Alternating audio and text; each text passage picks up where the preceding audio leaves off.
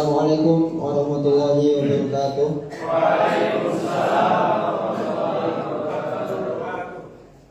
Alhamdulillahirabbil alamin wa bihi nasta'inu ala umuri dunya waddin wassalatu wassalamu ala asrofil anbiya wal mursalin wa ala alihi wa sahbihi ajmain amma ba'du. Alhamdulillah, segala puji bagi Allah Subhanahu wa taala yang telah memberikan kita banyak sekali kenikmatan, di mana kita disuruh untuk menghitung segala nikmat tersebut, maka kita tidak akan pernah mampu untuk menghitung segala nikmat tersebut. Kemudian salawat dan salam kita tercurahkan kepada Nabi Muhammad SAW serta keluarga beliau, sahabat beliau, dan seluruh pengikut beliau hingga hari kiamat nanti. Yang kami hormati Ustaz Yasir Abdul Bar sebagai pemateri pada pagi hari ini. Yang kami hormati para ustadz, Mahat Ali, Guru Syahadah, dan yang kami sayangi teman-temanku semuanya, semester 1, semester 3, semester 5, dan Mahat Ali Ta'wil Dakwah,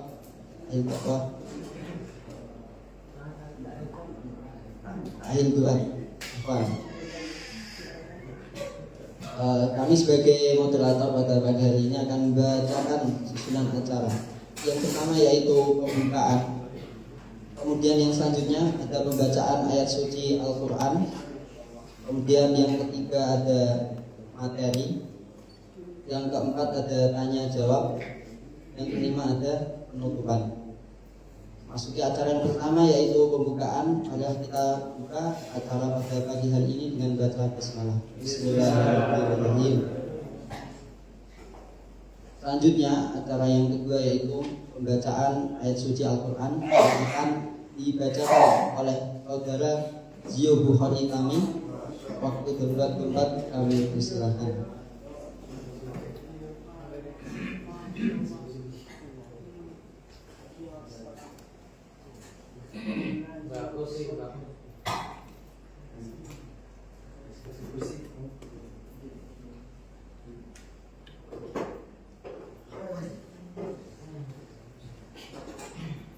Bismillahirrahmanirrahim. Assalamualaikum warahmatullahi wabarakatuh. Waalaikumsalam warahmatullahi wabarakatuh. A'udzu billahi minasy syaithanir rajim.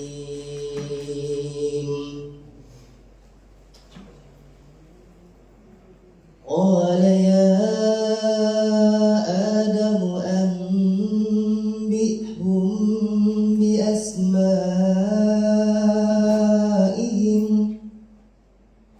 falamma anba'ahum bi asma'ihim qala alam aqul lakum inni a'lamu ghaibas samawati wal ardh wa a'lamu ma tubduna wa ma kuntum taktumun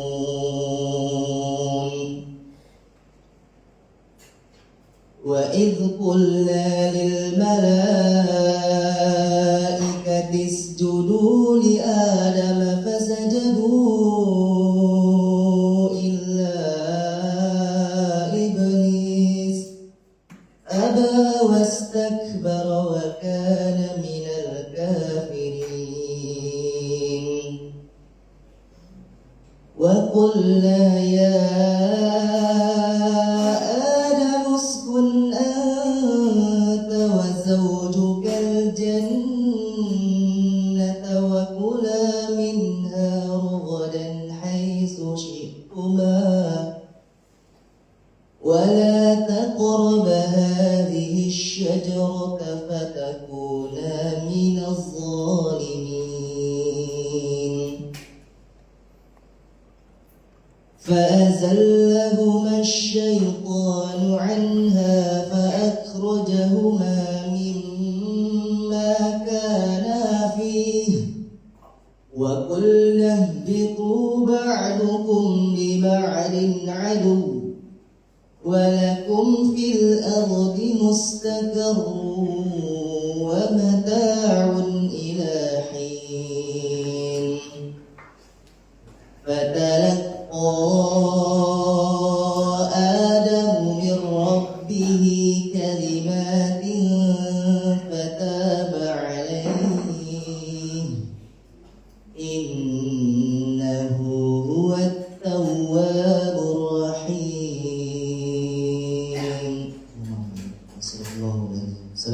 warahmatullahi wabarakatuh. Waalaikumsalam warahmatullahi wabarakatuh.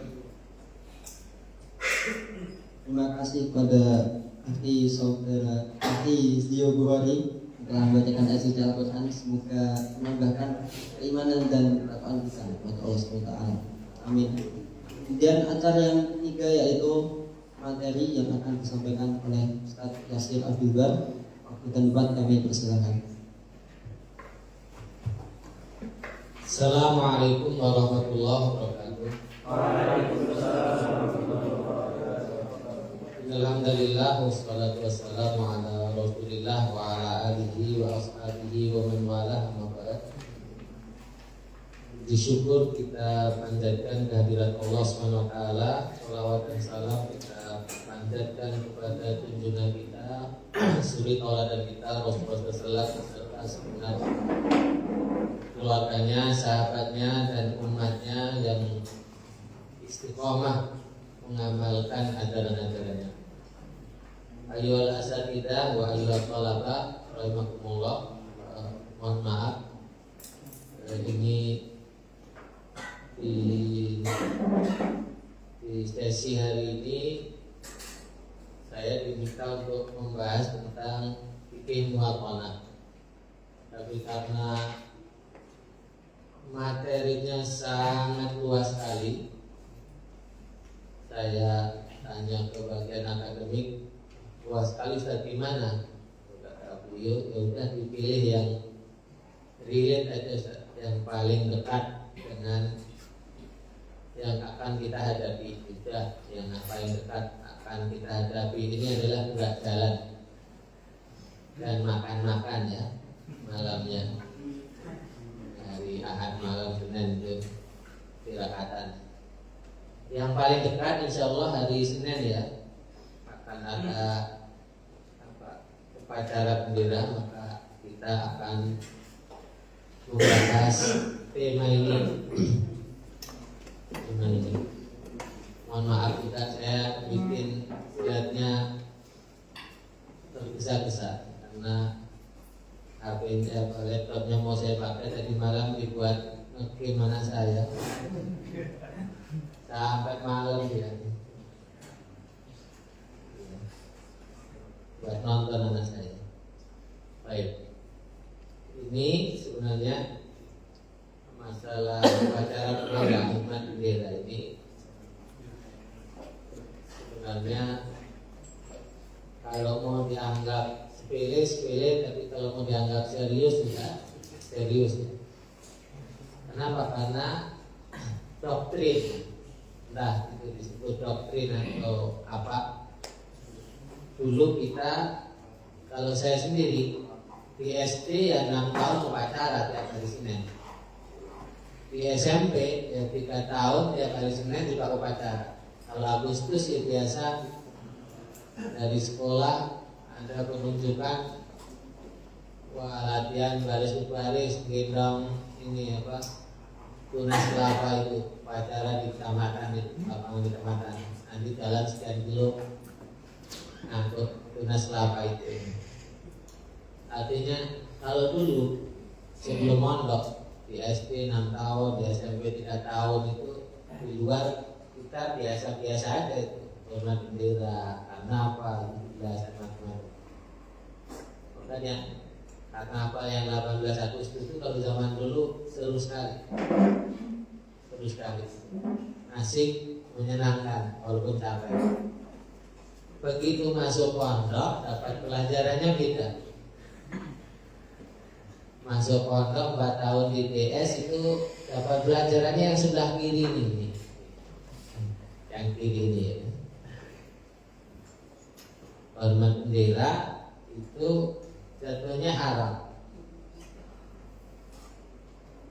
Dapat pelajarannya begitu. Sehingga selama di pondok dalam kondisi normal tidak pernah upacara. Kalaupun ada upacara tidak ada hormat bendera dan sebagainya. Kecuali kalau dapat penunjukan disuruh satu kelas upacara di Karangjati, Tapi kalau jadi 17 Agustus upacara panas-panas ikut upacara, tapi kondisi normal biasanya enggak. Nah, memang ayat tolaka ayat asatidz di kalangan ulama memang ada dua versi ya tentang apa ini hormat bendera.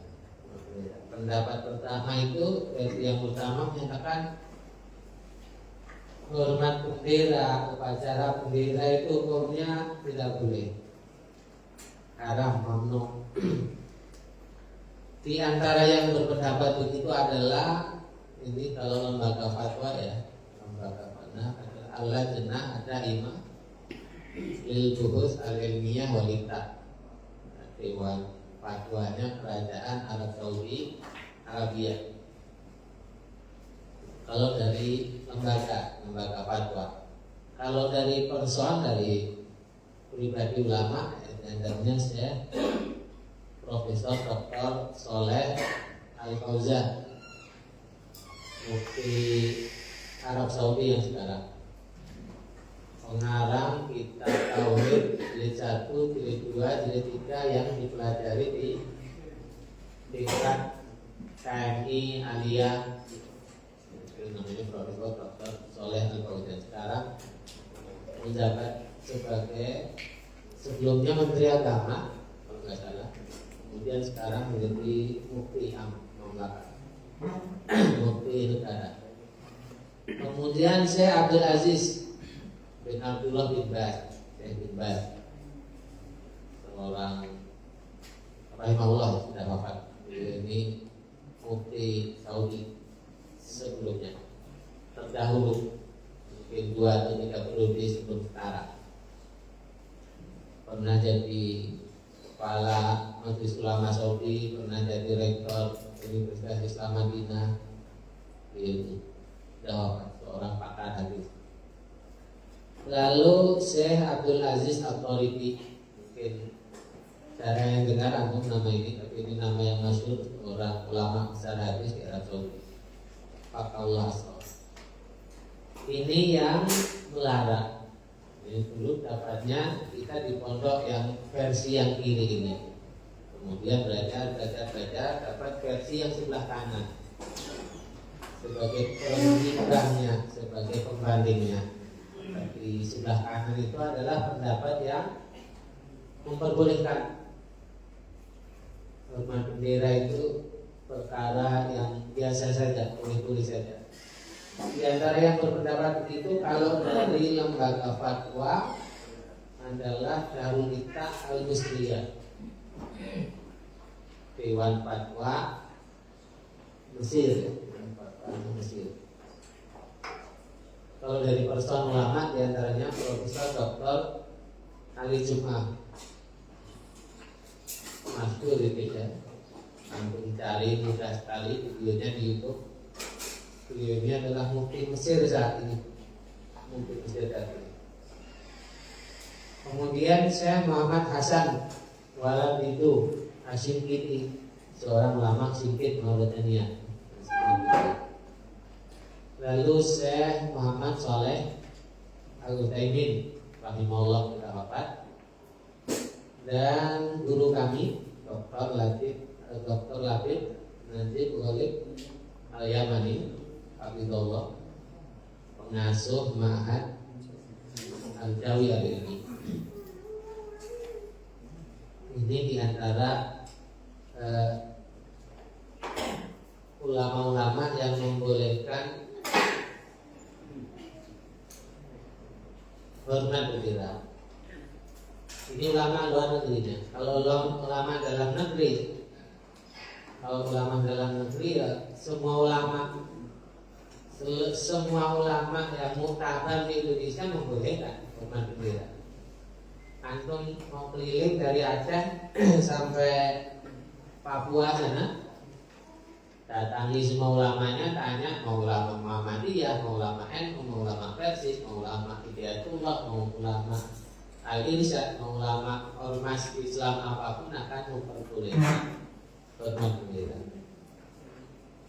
Kalau kalau mau didaftar ulama dalam negeri ya tidak cukup satu buku tulis, tapi banyaknya. Nah, kita akan menimbang sebenarnya kenapa para ulama itu, sebagian ulama kenapa melarang hormat bendera, dan kenapa pula sebagian lainnya memperbolehkannya.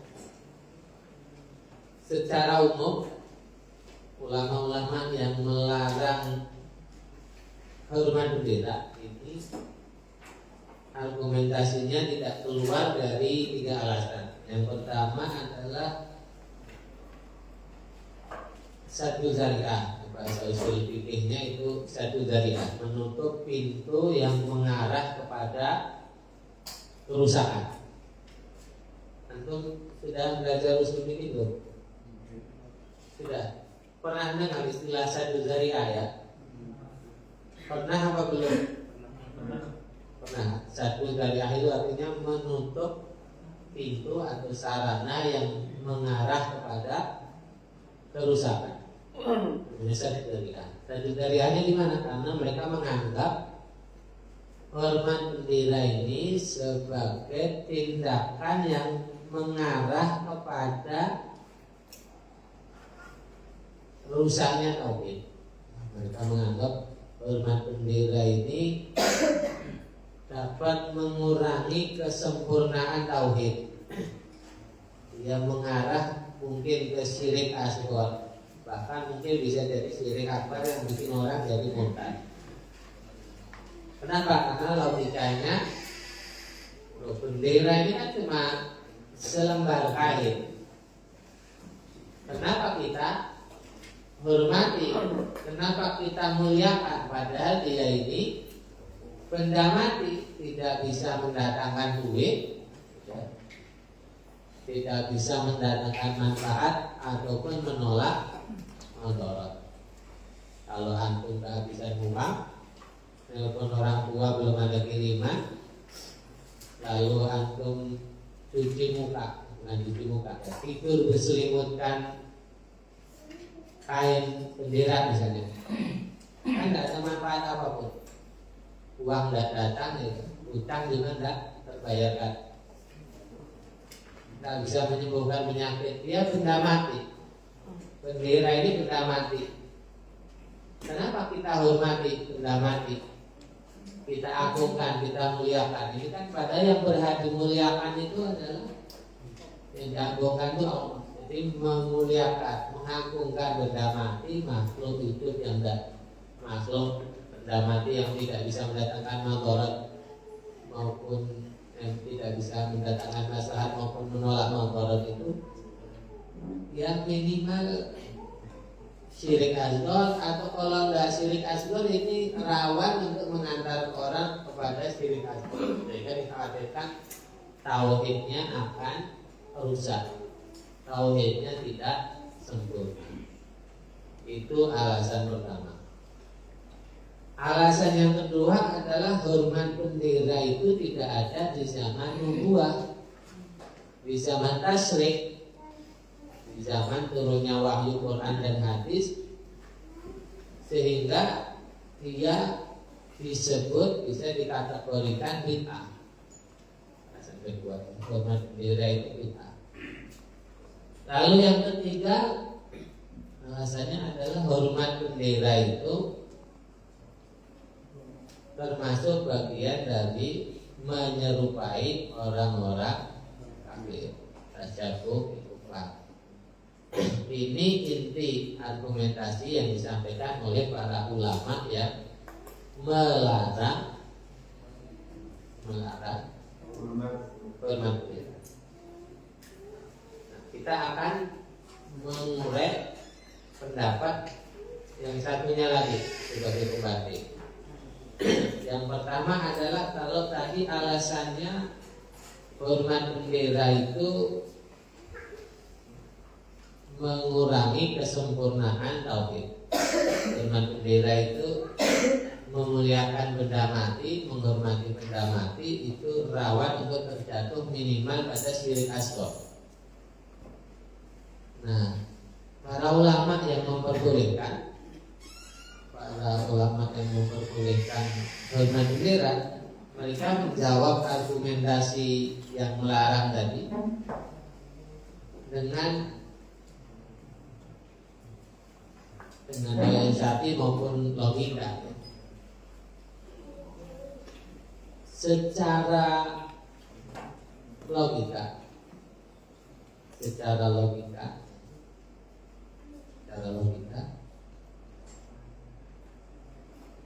bisa diuji secara fikih ya.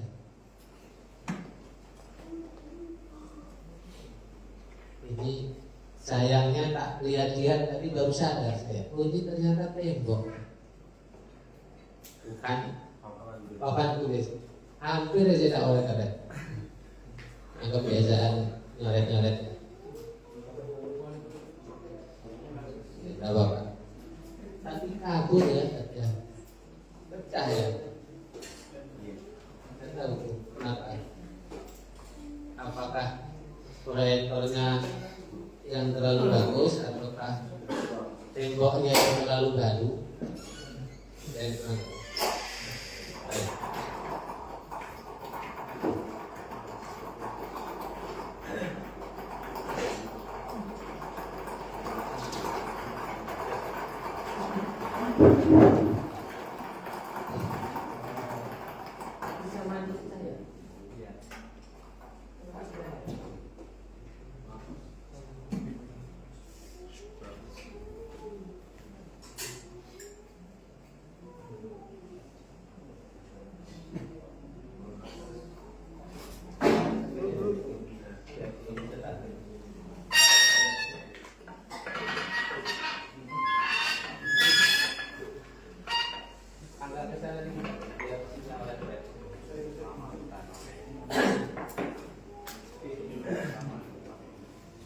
ini tidak apa-apa, ketikanya ada suaranya, ada suaranya.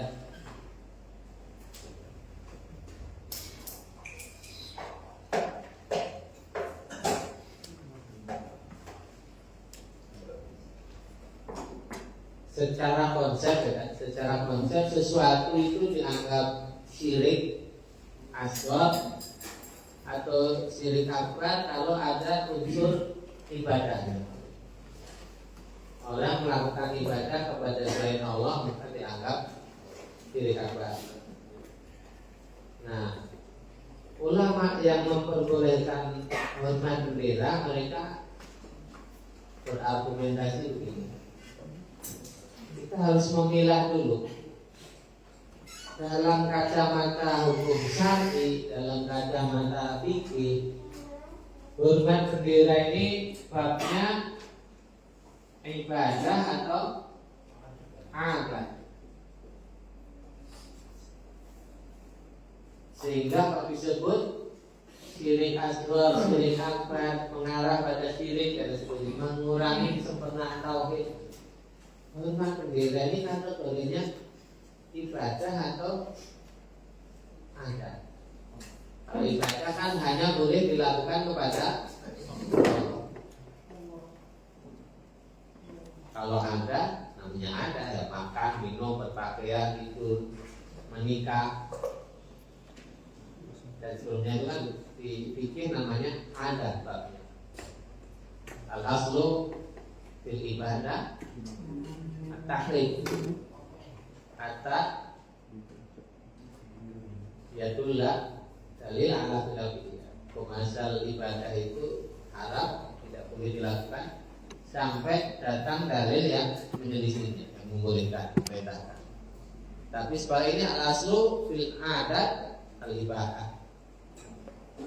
Hukum asal adat itu kebiasaannya full. Nah, kalau hormat bendera ini dianggap kategorinya ibadah, berarti dia setara dengan wudhu, dengan tayamum, dengan mandi junub, dengan sholat, dengan zakat, dengan shaum, dengan haji. Itu kan namanya ibadah ya. Taharah, sholat, zakat, shaum, haji itu kan ibadah. Di bab fikihnya, di kitab fikih maksudnya abu-abu ibadah. Namanya ibadah itu ada aturan mainnya dalam syariat. Ada niatnya, ada syaratnya, syarat wajib, syarat sah, ada rukunnya, ada sunnah-sunnahnya, ada pembatalnya. Kalau hormat bendera itu dianggap ibadah, mari dianalisa gimana niat hormat bendera.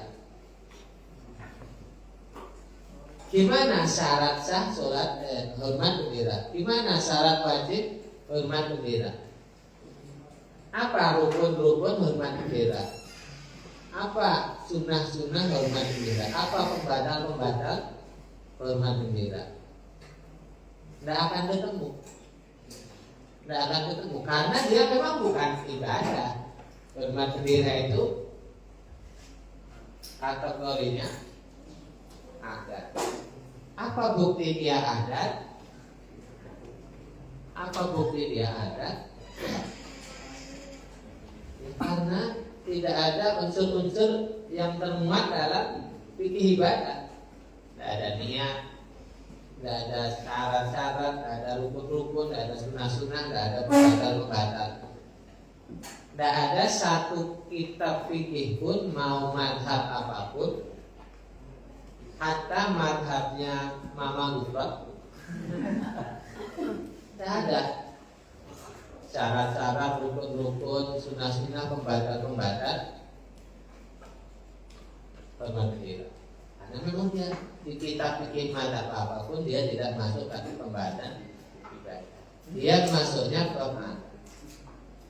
Syekh Utsaimin rahimahullah, Muhammad bin Shalih Al-Utsaimin itu ketika kajian misalnya al-aqidah As-Sabariniyah, dia bilang hormat bendera itu bukan ibadah. Memangnya kamu rukuk, kamu sujud, kamu baca Al-Fatihah kepada bendera? Tidak ada unsur sama sekali ibadah. Dia ada. Sebagaimana kita makan, kita minum, kita berpakaian, kita menikah, kita bekerja dari nafkah, itu semuanya ada. Orang Islam melakukannya, orang kafir juga melakukannya. Nah, tapi di situ ada unsur memuliakan bendera, memuliakan benda mati, memuliakan benda mati. Tidak setiap memuliakan makhluk itu kategorinya dosa. Tidak setiap memuliakan makhluk, baik benda mati maupun benda hidup, itu kategorinya dosa. Syirik asghar, syirik akbar, atau mengantarkan kepada syirik. Kenapa? Karena dalam syariat ada hal-hal benda mati maupun makhluk hidup diperintahkan oleh Allah untuk dimuliakan, diagungkan. Contoh Ka'bah. Ka'bah benda mati apa benda makhluk hidup? Benda mati. Hajar Aswad, kita tahu itu batu, benda mati. Tapi kenapa orang menciuminya? Kenapa orang ngelus-ngelusnya? Kalau cewek cantik mulus, dilus-lus lumayan ya. Ini batu, hitam pekat. Dari namanya aja sudah ada deskripsinya.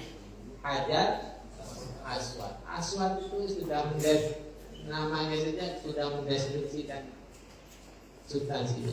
Batu hitam lekat, tapi berupaya dicium, dielus-elus, disentuh oleh jutaan orang Islam dari seluruh penjuru dunia. Orang rela berdesak-desakan, injak-injakan untuk bisa nyium atau menyentuh atau mengusap Hajar Aswad. Padahal dia batu, benda mati. Kenapa dimuliakan? Kenapa diagungkan? Umar bin Khattab radhiyallahu anhu pernah mengatakan, wahai Hajar Aswad, aku tahu kamu itu benda mati dan bisa mendatangkan manfaat maupun menolak madarat. Kalau bukan karena aku melihat Rasulullah SAW menciummu, aku tidak mau menciummu. Jadi orang memuliakan Ka'bah, orang memuliakan Hajar Aswad itu karena melihat Rasulullah mengajarkan begitu kan. Kenapa Rasulullah mengajarkan begitu? Karena Allah memerintahkannya. Allah katakan wa may yu'azzim sya'airallah fa innaha min taqwal qulub. Jadi kita punya ada dua hal di sini. Satu urusan lahir, dua urusan batin. Lahir, fisik, dan batin atau hati. Yang Allah perintahkan urusan batin, urusan hati itu adalah ta'zim. Wa may yu'azzim, mengagungkan, memuliakan. Wa may yu'azzim sya'airallah fa innaha min taqwal qulub. Itu kan ayat di surat Al-Kahf. Kaitannya dengan manasik haji, ritual haji, umrah dan haji. Perintahnya untuk batin kita adalah ta'zim, menghormati, memuliakan. Nah, bagaimana cara memuliakan? Kan urusan hati tidak kelihatan, maka cara memuliakan akan nampak pada amalan lahir. Di sini timbullah aksi, tindakan. Gimana cara memuliakan Ka'bah? Orang kalau sudah punya harta, badannya sehat, dapat paspor, dapat visa, berangkatlah haji, berangkatlah umroh, menempuh perjalanan ribuan kilo susah payah ke sana. Baru dari mikot, misalnya antum mau umroh atau haji dari Jakarta, turun di Bandara Madinah. Berarti nanti setelah dari Madinah Rawi, dia akan berangkat ke Mekah. Antum di hotel sudah mandi bersih, pakai baju ihram itu yang putih-putih itu. Lalu dari Madinah berangkat ke sebuah tempat, dulu namanya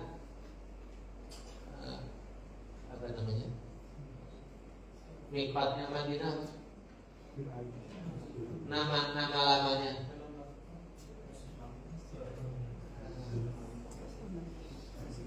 Dzulhuleifah atau apa? Dzulhuleifah. Tapi namanya sekarang kan populer Bir Ali, Bi'ru Ali, Sumur Ali. Itu sebuah tempat, ada masjid, ada terminal bisnya, ada masjid. Kita masuk masjid, sholat 2 rakaat di situ. Disitulah kita dari Bir Ali itu kita niat akan ihram untuk haji atau untuk umrah. Padahal dari Bir Ali ke Mekah itu masih 450 kilo lebih. Tapi orang sudah mandi, sudah pakai baju yang bersih, putih-putih ya. Sudah tidak pakai, dia sudah memenuhi prasyarat untuk ihram. Sudah tidak pakai wangi-wangian dan seterusnya lagi, sudah ada berani motong rambut, motong kumis, apapun, bulu-bulu dan sholat 2 rakaat niat. Padahal jaraknya masih 450 kilo. Nanti begitu masuk maka masuk Masjid Nabawi, maka yang ke Masjidil Haram, maka yang pertama kali masuk ke masjid apa yang dilakukan? Apa yang dilakukan? Menghormati Ka'bah. Ketika masuk masjid ini apa yang pertama kali dilakukan? Kalau antum Masjid Baitul Ma'mur yang antum pertama kali masuk, lakukan apa? Sholat tahiyatul masjid. Jadi kalau aku masuk Masjidil Haram, masuk nih Allahumma ftahli abwaaba rahmatik, lalu menghadap Ka'bah, lalu takbir Allahu Akbar. Begitu kan? Ya udah. Antum itu menghormati Ka'bahnya dengan cara tawaf. Bukan sholat tahiyatul masjid, tapi tahiyatul Ka'bah itu dengan cara tawaf. Tawaf itu keliling 7 kali, dan itu kalau di mazhab kita, mazhab Syafi'i, syaratnya orang dalam keadaan taharah. Itu kalau tawafnya pas musim Ramadan begitu, 2 hari terakhir Ramadan misalnya, atau di musim haji, 2 juta, 3 juta orang berkumpul di Mekah untuk ibadah haji, atau 2 juta, 3 juta orang berkumpul di Mekah untuk menyambut 10 hari terakhir Ramadan. Antum tawafnya pas siang lagi, jam 9 pagi, 10 pagi, atau jam 1 siang, setengah 2 siang, di puncak-puncak panas 42 derajat, 40 derajat, kepala rasanya mau pecah, panas sinar matahari. Lalu tawaf, antum pakai baju ihram itu kan terbuka, tidak? Yang tertutup kan cuma bahunya doang. Lalu sentuhan sama lawan jenis misalnya, kulit sama kulit, batal wudhunya. Antum sudah capek-capek muter 6 kali, batal karena gara-gara sentuhan kali, sentuhan kulit. Antum harus keluar jauh gitu, ke tempat wudhu di luar masjid. Dah bahaya itu. Wudhu lagi, ulangi lagi dari start, dari nol. Muter lagi ya. Sudah itu antum tawafnya di lantai 3, di lantai 4. Masya Allah. Selesai tawaf antum pingsan. Tapi itu kita susah payah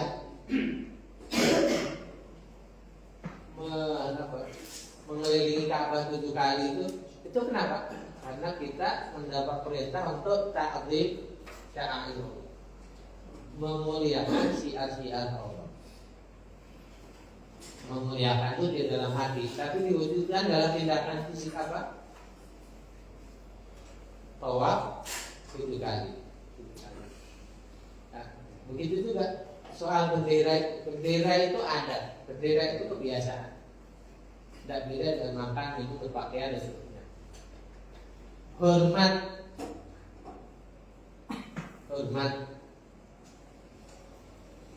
kepada bendera itu urusan hati. Punya perasaan hormat, menghargai kepada bendera itu urusan hati. Adapun fisik itu hanya refleksi dari apa yang di hati. Kalau menghormati Ka'bah dengan tawaf, menghormati masjid dengan sholat tahiyatul masjid, menghormati bendera kan tidak dengan mengelilingi 7 kali, juga tidak dengan sholat, tapi refleksi menghormatinya adalah dengan hormat bendera. Hormat ini kan mengangkat tangan, ditaruh di kening. Ini hanya refleksi dari apa yang ada di hati, yang setiap zaman mungkin akan beda bentuknya. Karena nanti banyak sekali kisah-kisah menunjukkan bagaimana hormat kepada bendera di zaman nubuwah, di zaman sahabat itu bentuknya beda dengan yang kita kenal hari ini. Tetapi secara umum, kalau dikatakan hormat bendera itu memuliakan makhluk, padahal yang hanya memuliakan itu hanya Allah, itu adalah argumentasi yang terlalu dipaksakan. Disebut ini sarana menuju syirik asghar, mengurangi kesempurnaan tauhid dan sebagainya, itu sungguh-sungguh sangat klaim yang sangat berat. Nanti kalau di klaimnya seperti itu, nanti memuliakan Ka'bah benda mati, memuliakan Hajar Aswad benda mati, itu juga kena pasal yang sama, pasal mengurangi kesempurnaan. Antum tahu jamaah haji Di zaman dulu jamaah haji itu dari rumah mengiring hewan yang akan dia sembelih di Mina. Namanya apa? Hadir. Di surat Al-Baqarah disebutkan, di surat Al-Hajj juga disebutkan.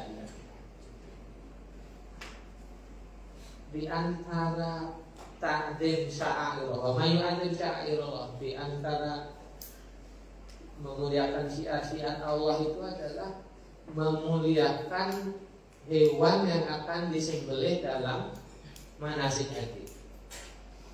Yang itu biasanya adalah unta atau sapi atau kambing atau domba. Gimana cara memuliakannya? Cara memuliakannya adalah sejak keluar dari rumah itu hewan diperlakukan secara istimewa.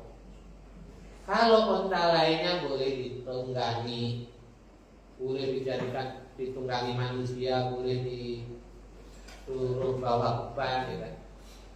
Barang-barang. Tapi yang hewan yang mau disembelih itu sejak berangkat dari rumah, dari Madinah sampai ke Mekah, sampai ke Arafah, sampai ke Mina itu tidak pernah dia disuruh ngangkut manusia, tidak pernah dia disuruh ngangkut barang-barang, air kah, makanan kah, tenda kah, tidak pernah. Pokoknya dia dituntun dengan baik-baik, dimuliakan. Padahal dia hewan sama dengan unta-unta lainnya. Unta lainnya kenapa dipasang di sepeduk, orang main di situ, pada main di situ? Kenapa yang mau disembelih di Mina ini tak boleh diapa-apakan? Ya karena dari rumah sudah diniatkan ini bagian dari manasik. Nanti disembelih di tanggal 10 Dzulhijjah. Diperlakukan istimewa ini hewan. Padahal hewan ini makhluk yang lebih rendah dari manusia. Tapi Allah perintahkan kita muliakan. Ada hal-hal lainnya makhluk boleh diagungkan, boleh dihormati, misalnya mushaf. Mushaf itu kita Mekah harus wudu dulu, megangnya harus pakai tangan kanan, tidak boleh ditaruh di tempat yang rendah, tidak boleh ditindih benda-benda lainnya. Ada yang disebutkan banyak oleh para ulama. Bahkan Ibnu Jauzi, Ibnu Taimiyah dan banyak ulama lainnya memfatwakan kalau sebuah daerah itu Quran kurang dihormati, maka untuk menghormati Quran itu boleh ketika Quran dibawa orang berdiri untuk menyambutnya, menghormatinya. Di zaman nubuah itu ada sahabat itu kalau habis baca Quran dia mencium mushafnya.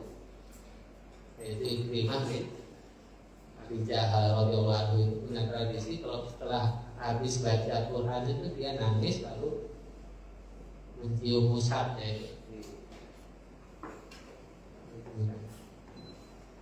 Sebagai bentuk hormatnya dia, pengagungan dia kepada mushaf. Bahkan Imam Nawawi itu mengarang sebuah buku tentang juz di Ruhsatil Qiyam di ulama wasolihin, kurang lebih itu. Sebuah buku isinya riwayat ayat-ayat dan hadis-hadis dan asar-asar yang menunjukkan bolehnya masyarakat itu berdiri untuk menyambut dan menghormati ulama dan orang-orang soleh. Tradisi-tradisi seperti itu yang sudah makhluk, sudah berjalan luas sejak zaman sahabat, tabi'in dan sampai zaman para imam, Imam Nawawi, Ibnu Jauzi, Ibnu Taimiyah dan lainnya itu menunjukkan apa? Tradisi menghormati makhluk, orang soleh, ulama, atau benda mati tapi dia punya nilai mulia, Ka'bah, masjid, hajar aswad, mushaf dan sebagainya itu adalah hal yang sudah umum di tengah umat Islam dan tidak ada ulama yang mempermasalahkan. Sehingga tidak benar kalau di pukul rata menghormati segala makhluk, segala benda selain Allah itu masuknya kategori syirik asghar atau mengantarkan pada syirik atau rawan mengantarkan kepada kesyirikan. Selama akidah orangnya masih baik, masih benar. Hormat dia pada benda mati maupun makhluk itu tadi tidak akan mempengaruhi keabsahan tauhid dia. Nah, di sini ada sebuah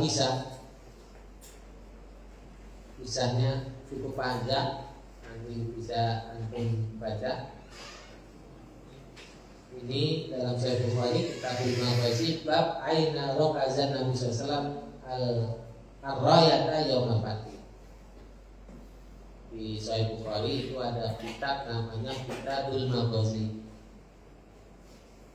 Kitabul Maghazi menceritakan peperangan Rasulullah SAW. Hadis-hadis yang menceritakan peperangan Rasulullah SAW itu dikumpulkan oleh Imam Bukhari dalam kitab Al-Maghazi. Ada kitab Siyar wal Jihad, ada Kitabul Maghazi, ada Ahaditsul Anbiya, ada Manaqibil Ansar dan sebagainya. Nah, di bab ini Imam Bukhari meriwayatkan sebuah hadis cukup panjang. Ini sebenarnya asik, tapi saya khawatir waktunya tidak cukup. Saya pisahkan, saya baca sekilas. Nah, ini kisahnya ketika itu Rasulullah SAW memimpin 10.000 sahabat Muhajirin, Ansor dan orang-orang Arab Badui yang tidak masuk Islam. 10.000 pasukan Islam berangkat dari Madinah menuju Mekah pada bulan Ramadan tahun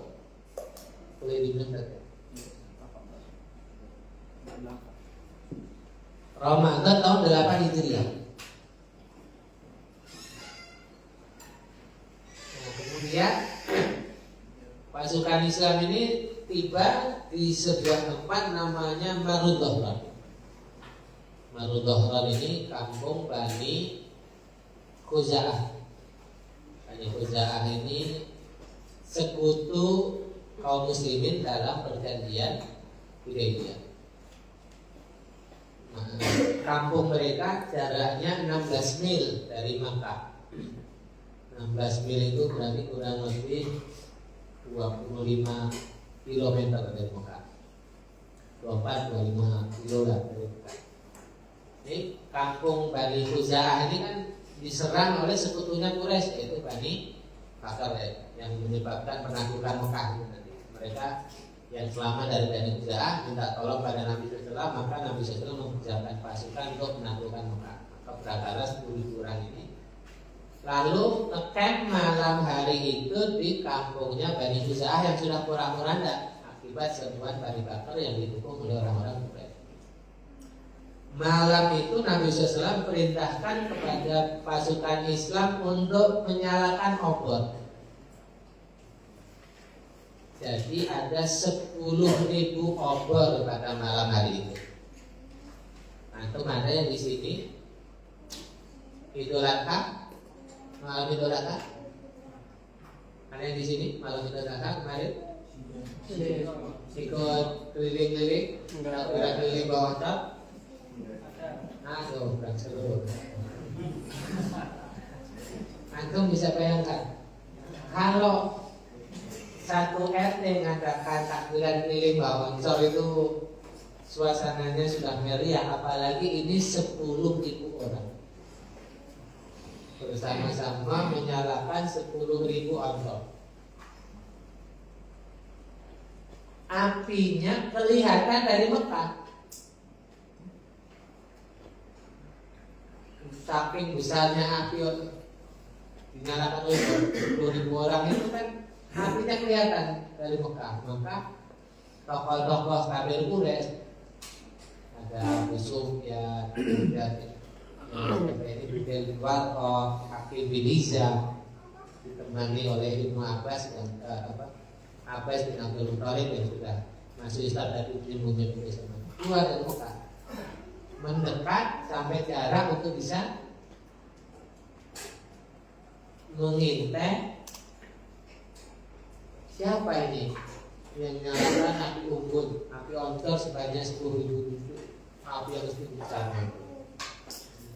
Pada jarak mungkin sekilo, 2 kilo, 3 kilo, mereka mendekat sampai bisa melihat lebih jelas dari tempat yang agak qadarullah.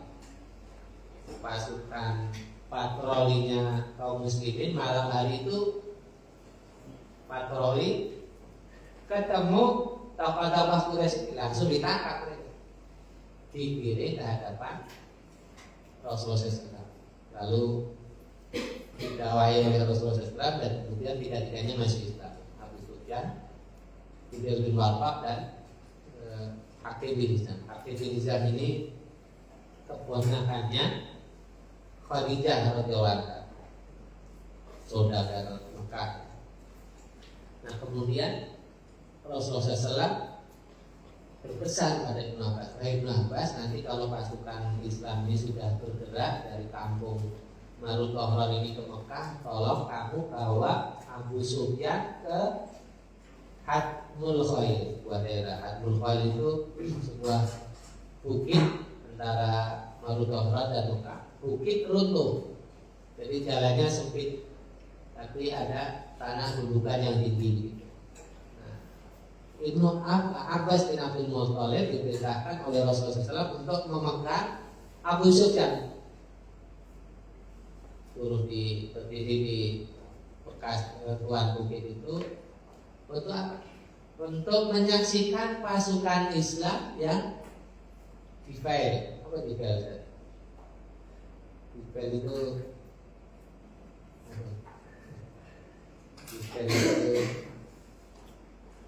masa dispel itu hilang fokusnya dari mufradatnya dari PS.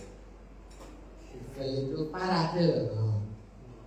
Parade 10.000 pasukan Islam itu berangkat oleh Rasulullah SAW, diberangkatkan berjalan per suku-suku.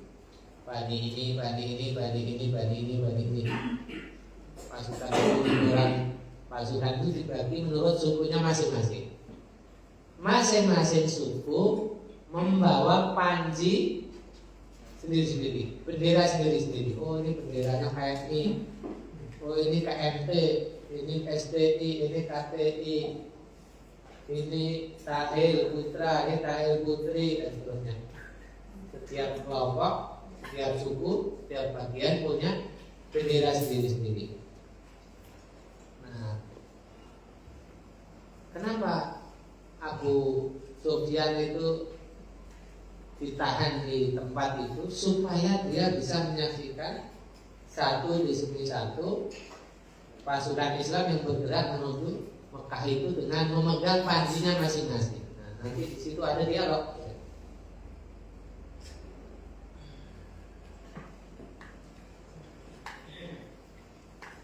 Faja'alatil qabailu tamurru ma'an Nabi sallallahu. Maka suku-suku dari Madinah itu berjalan berparade bersama Nabi SAW. Tamurru katibatun. Satu brigit demi satu brigit berjalan. Brigit tahu ya?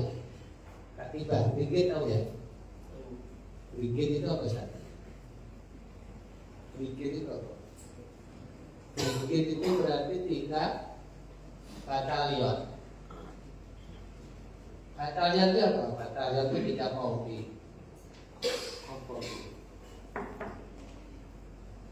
Regu ya kan?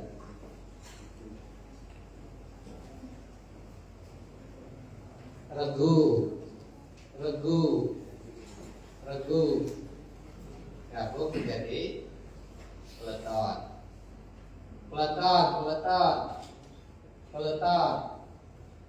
Gabung jadi komplit. Kopi, tidak kopi. Gabung jadi batalion.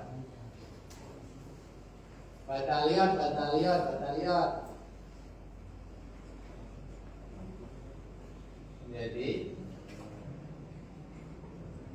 resimen brigade. Biasanya yang lebih brigade. Nanti brigade. Jadi resimen jadi divisi itu 12.000. Kapolda, terus satu jenderal TNI, jenderal polisi yang membawahi satu divisi 12.000 polisi aktif.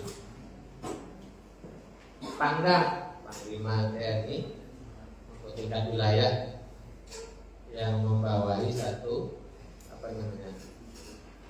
Kodam 12.000 TNI aktif. Tamur katibatun satu brigade demi satu brigade kurang lebih 1.000 orang jalan.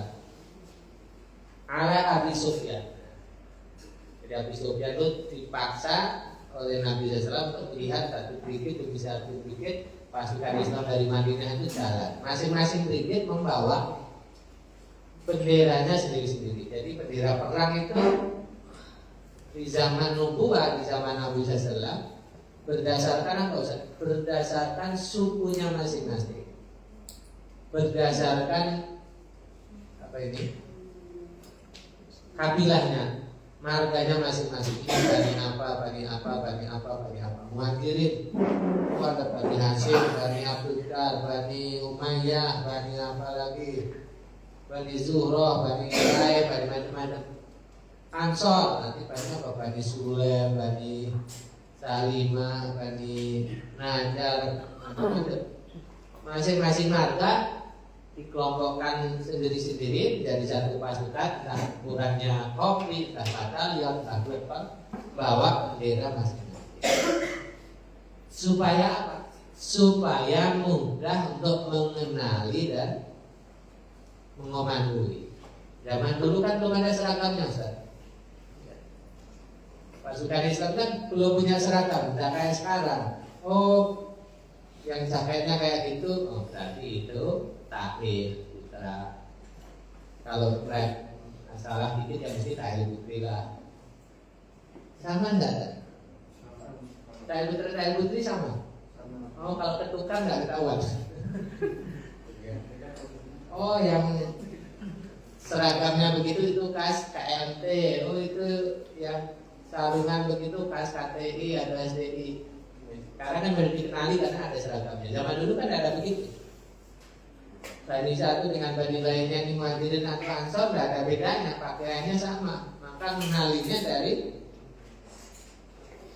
dia berada di bawah bendera mana, menunjukkan dia dari bani apa. Komandannya siapa ketahuan. Nanti kalau ada instruksi tinggal manggil kepala suku. Itu di zaman Nabi SAW. Nah, di sini dikisahkan nanti kan, yang bawa bendera Ansor itu saat beribadah. Kalau yang bawa bendera Muhajirin Zubair bin Awwam. Kisahnya panjang sekali, tapi secara umum kesimpulannya di Fathul Bari dari Ibnu Hajar Al-Asqalani setelah membahas itu, dia katakan wa kana Nabi sallallahu alaihi wasallam fi maghazihi yadfa'u ila raqsi kulli qabilatin liwa'an yuqatiluna tahtahu. Salah hadis tadi itu Ibnu Hajar Al-Asqalani dalam Fathul Bari mengatakan kebiasaan Nabi SAW dalam peperangan beliau adalah beliau menyerahkan kepada masing-masing kepala suku, masing-masing kepala marga, liwat sendiri, bendera sendiri, bendera perang sendiri. Yuqatiluna tahtahu. Untuk apa? Agar anggota sukunya itu berperang di bawah benderanya masing-masing. Jadi tim regu perangnya itu berdasarkan kesukuan. Kenapa? Karena kesukuan itu mudah dikenali anggotanya oleh ketuanya. Maka suku ini dikasih bendera warna ini, suku ini kasih bendera warna ini. Makanya nanti kalau kita baca hadis-hadisnya, bendera perang di zaman Nabi ada yang warnanya merah, ada yang kuning, ada yang putih, ada yang hitam, macam-macam. Dan tulisannya juga la ilaha illallah Muhammadur Rasulullah, bukan. Tulisannya apa? Ya disesuaikan sukunya masing-masing. Sesuaikan sukunya masing-masing. Kalau antum ada kemah gitu, jambore ukhuwah, perkemahan pemuda Islam, santri-santri, pondok-pondok pesantren, seluruh raya. Misalnya ada kita diformat di forum Ma'ahid Madaris Qur'aniyah, itu 200 pesantren tergabung dalam forum ini, salah satunya. Kalau ada 200 pesantren ngirim santrinya untuk jambore perkemahan pemuda Islam, santri 200 pesantren, masing-masing pesantren ngirim satu regu saja misalnya. Itu kalau nggak ada bendera pondoknya masing-masing gimana koordinasinya? Bendera DS ya mesti lambangnya DS, tulisannya DS. Bendera Ngeruki ya mesti lambang Ngeruki, tulisannya Ngeruki, warnanya juga beda-beda. Kalau enggak itu enggak bisa dibedakan. Itu saja ada seragamnya ya. Ini di zaman nubuah enggak ada seragam. Ya sudah. Pasukan itu dibagi menurut sukunya masing-masing, dan kepala sukunya menjadi komandan kepala sukunya yang memegang bendera perangnya.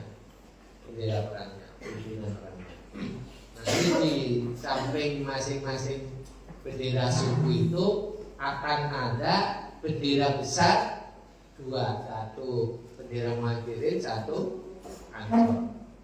Bendera Ansor itu yang megang Sa'ad bin Ubadah, bendera Muhajirin kalau tidak Ali ya Zubair bin Awam.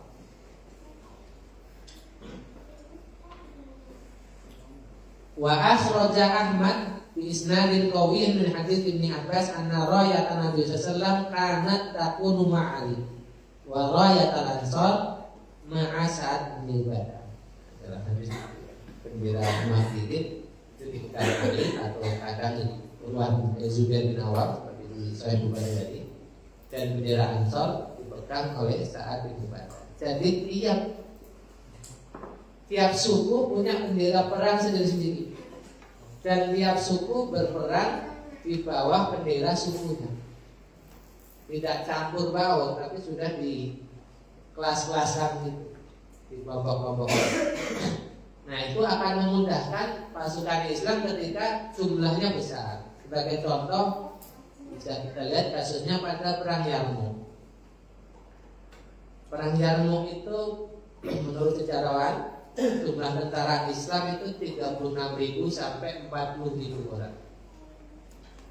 Jumlah tentara yang belum pernah tercapai di zaman nubuwah. Di zaman Nabi itu tentara paling banyak itu di perang Tabuk 30.000. Tapi ini di perang Mu'tah itu 36 sampai 40.000. Ada 5 komandan besar ya kan di situ. Yang komandan Syam itu Abu Ubaidah bin Jarrah, Yazid bin Abi Sufyan, Surahbil bin Hasanah, Amr bin As. Kemudian ada satu komandan tambahan dari Irak, yaitu Khalid bin Walid. Masing-masing bawa 8.000 tentara, gabungkan jadi 6 ya, 5 ya, kurang lebih 36 sampai 40.000 tentara. Nah, kemudian 40.000 tentara itu dibagi menjadi 5 bagian. Pembagian tentara menjadi 5 bagian ini sudah terjadi sejak zaman nubuwah. Kalau Anda baca di Sahih Bukhari, ketika pagi hari pasukan Islam itu tiba di Khaybar, maka orang-orang Khaybar yang bawa pacul, yang bawa sekop, alat-alat pertanian pertanian mau berangkat ke kebun ke rumah mereka itu, kalau lihat pasukan Islam dari jauh, maka mereka berteriak Muhammadun wal khamis, Muhammadun wal khamis, Muhammad dan apa al khamis, pasukan 5 bagian. Muhammadun wal khamis,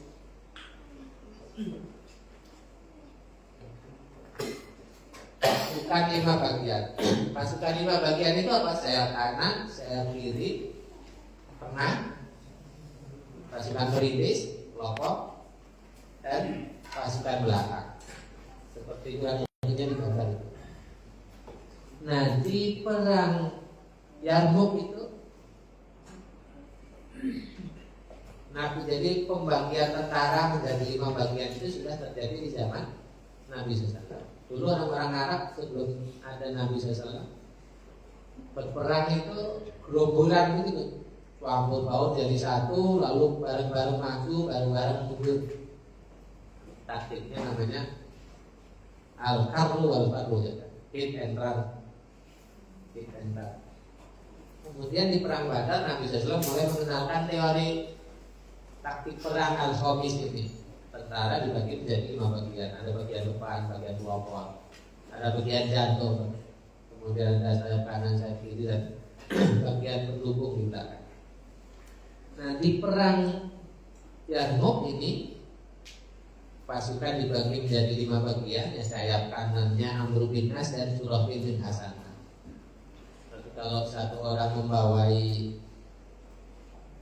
berapa ini?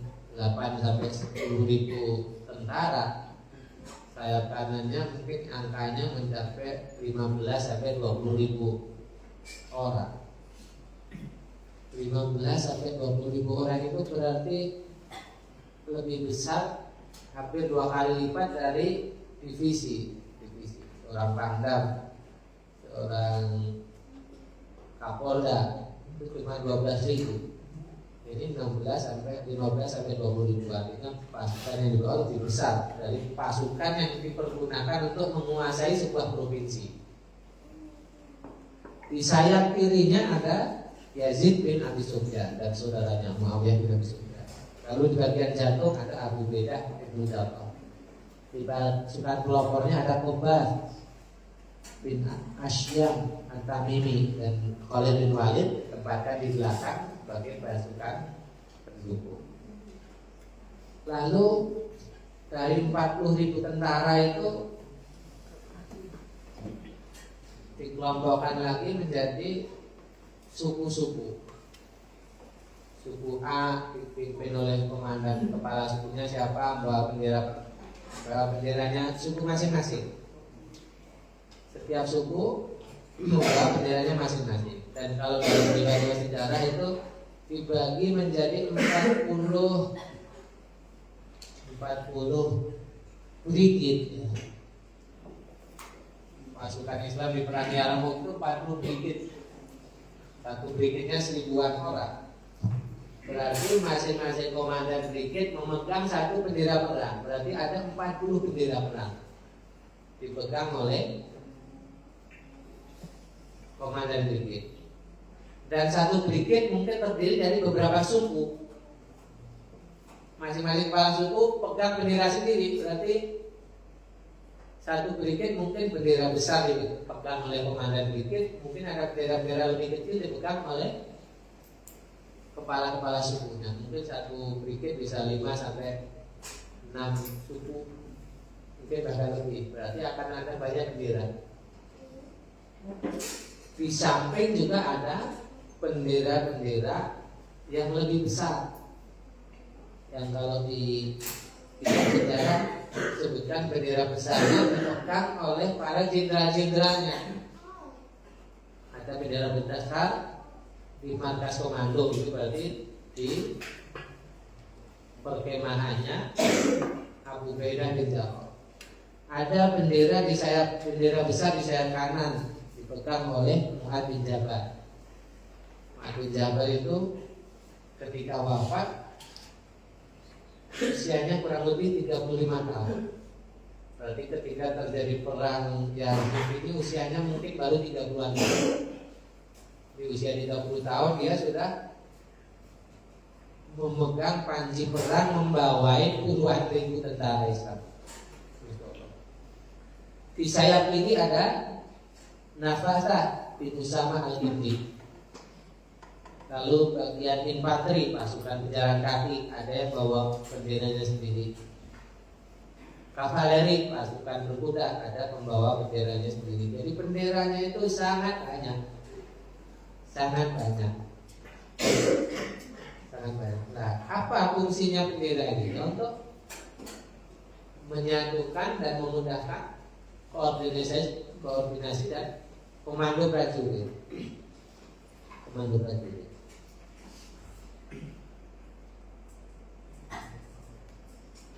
Ini sudah ya.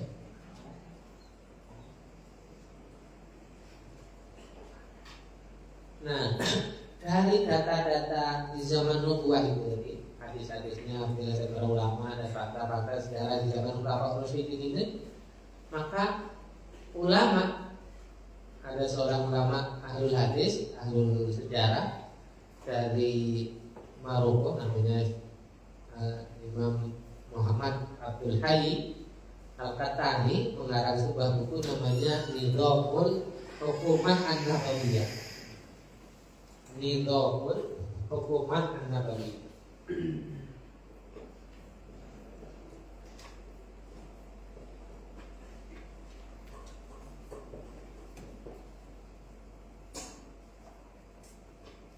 Role of Prophet State, tata kelola pemerintahan Nabi, tata kelola manajemen negara Islam pertama di Madinah di zaman Nubuwah seperti apa? Ada bukunya, ini buku Sirah Nabawiyah ditulis oleh pakar hadis, tapi tidak menceritakan sejarah Nabi dari lahir sampai wafat tak begitu. Tapi ini sejarah Nabi, Sirah Nabawiyah membahas tentang gimana sih pengelolaan negara Islam pertama di Madinah oleh Nabi. Apa saja mata pencaharian di situ, apalagi apa saja industri di situ, apa saja ya segala hal tentang tata kelola negara. Siapa saja pembantu Nabi, siapa saja sekretaris Nabi, siapa saja tukang ada sinaat, industri, keahlian macam-macam. Siapa yang pakar kedokterannya, siapa macam-macamnya, benderanya, alat perangnya, macam-macam diatur di sini. Nah, di bab ini Nizamul Hukumah An-Nabawiyah atau nama lainnya At-Taratib Al-Idariyah, penertiban administrasi. Ini Sirah Nabawiyah membahas negara Islam pertama di Madinah di zaman Nubuwah itu cara menjalankannya seperti apa, unsurnya apa saja. Nah, 2 jilid tebal. Di jilid 1-nya itu ada pembahasan tentang bendera perang gitu. Nah, di sebuah bahasan beliau mengatakan faslun fi jawazil qabaili ala royatihi.